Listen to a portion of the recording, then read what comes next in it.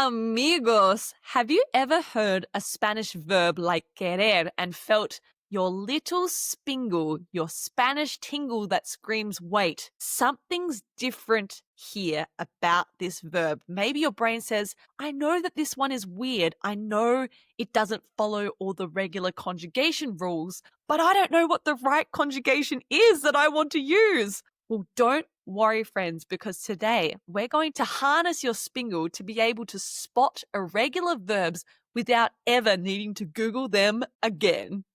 Welcome to Spanglish Friends, the podcast for true beginner Spanish learners. Hola amigos, I'm Val, your experienced Spanish teacher and co-host from Venezuela. And I'm Em, your Australian co-host who's been learning Spanish for 10 years. We'll help you get confident listening and speaking beginner Spanish with content you can actually use in real-life conversations. Subscribe wherever you listen to podcasts and follow us on socials at Spanglish_friends. Let's get started. Comencemos. Welcome to episode 38, episodio 38 of the Spanglish Friends podcast. Amigos, by the end of this episode, you'll know the key patterns and swaps that make a verb irregular. You'll start recognizing them instantaneously in real conversations. That's right. So no more panicked Googling of verb conjugation tables after this episode, friends. Today, you'll be able to know how a verb is irregular without looking it up by recognizing the common trends that irregular verbs follow. There are some predictable patterns that you can start embedding into your spingle, your Spanish tingle. To make learning easy, we have tres preguntas claves, 3 key questions that are going to be guiding our learning today, each highlighting a different type of irregular verb that's going to make your spingle ping, ping, ping, ping, ping, go off. Vamos. Let's start developing your Spingle, amigos, with pregunta número 1. What are the most common GO verbs in the yo form, in the I form? And how can they tip you off that a verb is irregular? Pregunta número 2. Which vowel changes happen in the stem of verbs and how can you spot them quickly? And nuestra pregunta número 3. What swaps should I watch for as a beginner? So my spingle screams, this verb is irregular. Ooh, let's do it. So to get your spingle, your Spanish tingle, tingling right away, let's start with our conversación pequeña, our little mini conversation. Pay attention to your spingle, your gut that tells you this is probably an irregular verb with an irregular conjugation apart from the normal AR, ER, and IR conjugations that we've learnt. Shall we do it, Profe Val? Amiga, sí, estamos listas. We are ready, so comencemos.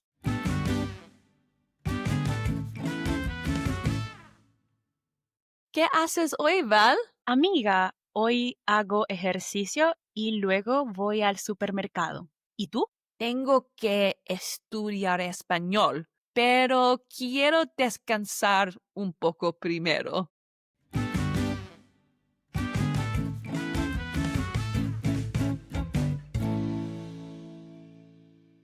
All right, amigos, do you feel your spingle activating there? Maybe hago or voy signaling that irregular verbs are nearby. Trust that feeling. And if you haven't felt it yet, that's exactly what in this episode we are going to teach you. We are going to show you how you can start developing your spingle to spot them without panicking or looking for them up. Nice. Let's start with our first question of the day. What are the most common GO verbs in the yo form, in the I conjugation form? Why are they so important? Because they can help tip you off, give you the indication that a verb is irregular. Okay, so we know irregular verbs are like the drama queens of Spanish verbs. This is la verdad, the truth, okay? Now, when the yo form, so the I conjugation ends in GO, let's give you some examples. What on earth are you talking about, Em? The verb hacer, okay, becomes yo hago. It doesn't become yo hago, it becomes yo hago. Do you see how we added GO at the end of the I form? For example, poner, the verb to put, yo pongo, right? It doesn't become yo pono, it becomes yo pongo, right? Salir becomes yo salgo. adding go at the end. Basically, the yo form of these verbs, hacer, poner, salir, likes to show off and say, hey, look at me, I'm different. And we add go at the end. These drama queens, we have a hack, amigos. Always check the yo form first. If your spingle goes off, you know, this verb is irregular. And here's the fun part. Once you learn one go verb, the others in the same family usually they follow the same pattern. Your brain loves patterns, okay? Normally it's lazy, and we love it for that. We love patterns in Spanish as well. That's right. Verbs like hacer, we've got hago, but then they become regular conjugations afterwards, like tú haces, él, ella hace. It becomes regular after that. It's a top tip to look at the yo form of the verb to figure out, is it irregular or not? Sí, amigos. And a tip, once you have them, try to make a sentence with them. Okay, is better than just writing the verb down alone there on a paper, right? Like try to make a sentence with it. Okay, like yo hago la cena, I make the dinner, for example.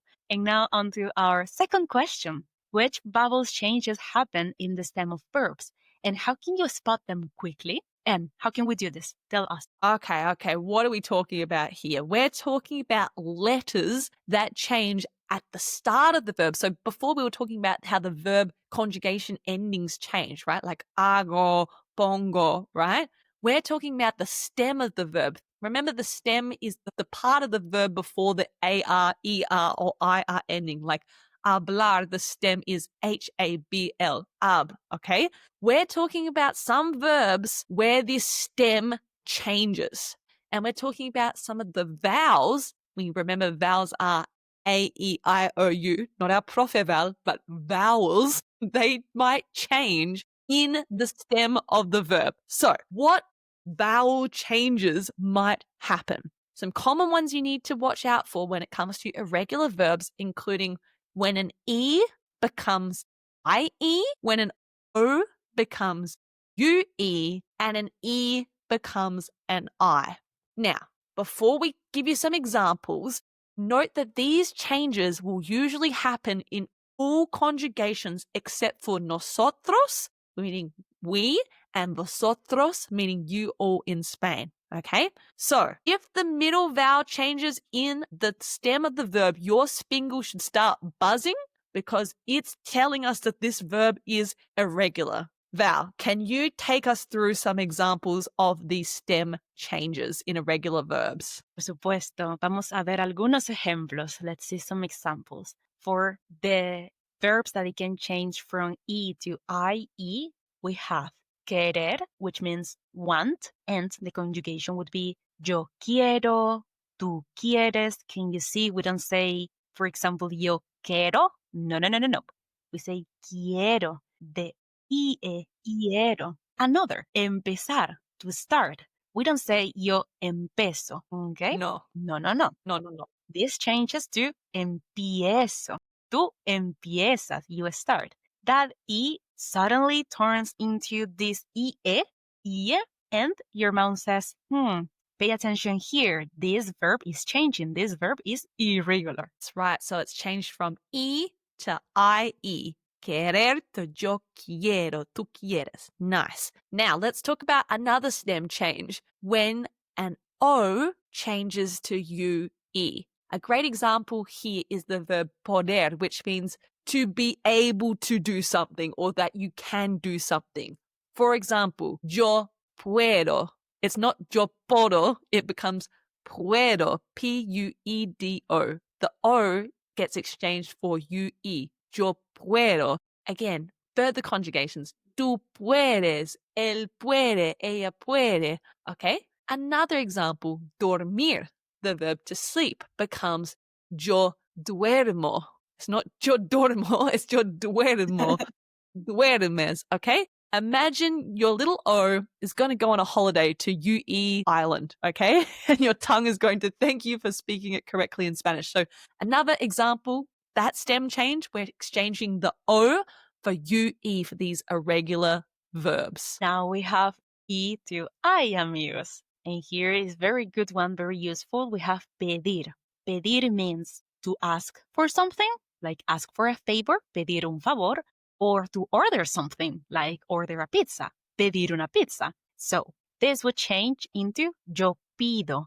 We don't say yo pedo. No, no, no, no. All of these new verbs we're teaching you. Try to make sentences like quiero comprar un café mañana.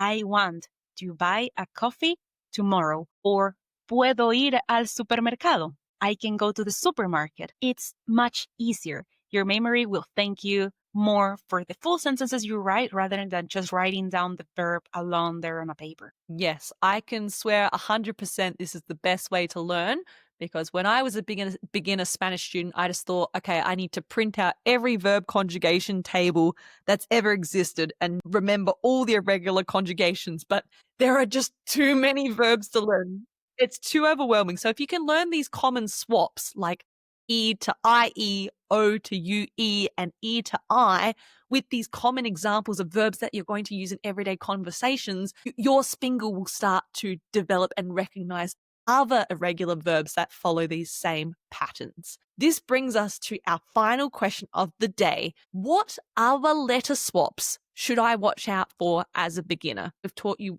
ones that end in GO at the end. We've taught you the ones that change their stems. What other swaps do you need to know so your Spingle screams, this verb is irregular? We have ir, to go. Yo voy, I go. Okay, can you see? There is no letter here from the stem, no at all. They went on a holiday. Okay, now you have tú vas, you go. So takeaway here is just some verbs you kind of just need to practice them over and over again to recognize that they are irregular. There's no common ending or no common stem change. Again, my top tip as a native English speaker who's been learning Spanish for many moons now is that you just have to repeat what you are learning, okay? And put them into real life context, because your brain will start to recognize these patterns automatically.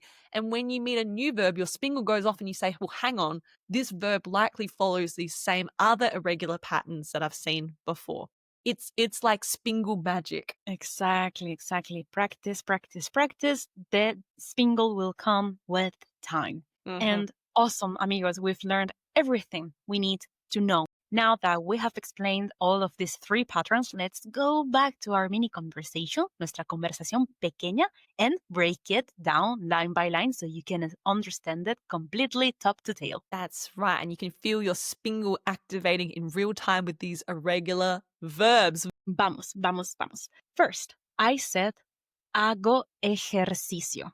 Hago ejercicio. Hago comes from the verb hacer, which means to do. I do exercise. Okay, is the yo form. And then it changes, as we taught you, with the first person, the go. Hago. That's the first moment when you have to activate your Spingle moment. That's right. That's an example of a verb that is irregular because its ending doesn't follow the regular verb patterns. You don't say yo hago, you say yo hago. The second thing is voy al supermercado. Voy al supermercado means I'm going to. Voy al supermercado. I'm going to the supermarket. Voy fits into that third bucket of irregular verbs we taught you today, where they are just completely irregular. There is no common pattern with the stem or the endings. You just have to get to know them. And this is when your Spingle should be going off for any conjugation of the verb ir, which means to go. Then M said, tengo que estudiar español. Again, we have another go verb. Tengo comes from the verb tener, which means to have. So she said, I have to study Spanish. Tengo que estudiar español. Again, irregular, and your Spingle is activating and saying, this one is irregular. That's right, because you wouldn't say yo tengo, like it doesn't sound right. Yo tengo in that situation. Finally, I added quiero descansar un poco. Quiero shows the stem vowel change. This was the second group of irregular verbs that we taught you. In this case, the stem of the vowel changed from E to IE. Querer is spelled Querer. I have changed the E to an IE. I've said yo quiero. Yo quiero. Ding, ding, ding. This is a new pattern of irregular verbs recognized. Yo quiero, tú quieres, él quiere. This is when your Spingle should be going off for these kind of verbs with the stem change. Your Spingle is basically your irregular verb detector. That's right. All right, amigos. And onto your reto de la semana. Write a sentence using at least one irregular verb from today's pattern. Try to be creative. For example, you could say, hago ejercicio todos los días. I do exercise every day. Or quiero un café. I would like a coffee. Post your answers in the comments. We're going to check them and give you a shout out next episode if you get involved. Exactamente. We're looking forward to reading your comments, amigos. Now let's go over las tres cosas claves you learned today. Firstly, you learnt the pattern of GO. That is when a verb's ending, its conjugation changes in the yo form, in the I form of the verb, letting your Spingle tell you that they're irregular. Profe Val, what examples did we learn? We learned hacer, which changes into yo hago. For example, I do exercise, yo hago ejercicio. Then we learned tener, which means to have. Yo tengo un perro. I have a dog. For example. Nice. The second thing you learnt, Spanglish friends, was to recognize stem vowel changes. There were 3 different groups that we taught you. When E becomes IE, when O becomes UE, and E becomes I. These verbs do a little dance and they swap things around. Val, what examples did we learn here? We learned, for example, E to IE, querer, to want. Yo quiero. Tú quieres. With O to UE, we learned, for example, poder, can or be able to do something. Yo puedo. Tú puedes. And from E to I, we learned, for example, pedir, to ask for or to order something. Yo pido. Tú pides. Last but not least, you learnt the group of irregular verbs that are just the true divas, that don't have any common letter swaps in terms of conjugations or stem changes. They're just completely irregular. So now you can spot them instantly in a conversation. Which ones did we learn, Val? Ir, to go. Yo voy, tú vas, I go, you go. So you can catch them instantaneously in a conversation. Amigos, now you have everything you need in your toolbox to understand what are the most common patterns in irregular verbs so you don't have to Google them every time you want to use them. How good is that? Spoiler alert, next week we're going to be talking about a fun topic which is all about pets in Spanish. How do you talk about dogs and cats and your other furry friends? And we're going to be teaching you how to use these irregular verbs in context. For example, tengo un perro. I have a dog. Amigos, thank you so much for joining us today. That's all for this episode. And remember, practice makes progress, not perfection. That is right, Profe Val. Hasta luego, amigos. Ciao. Thanks for listening to Spanglish Friends. We are both so proud of the time you're investing to level up your Spanish skills. If you've enjoyed today's episode, follow us, leave a rating, or tell a friend about the show. It helps our awesome community grow. Join fellow beginner Spanish learners by following us on Instagram and TikTok at Spanglish_friends. Congratulations on taking another step in your Spanish learning journey. Hasta la próxima, amigos.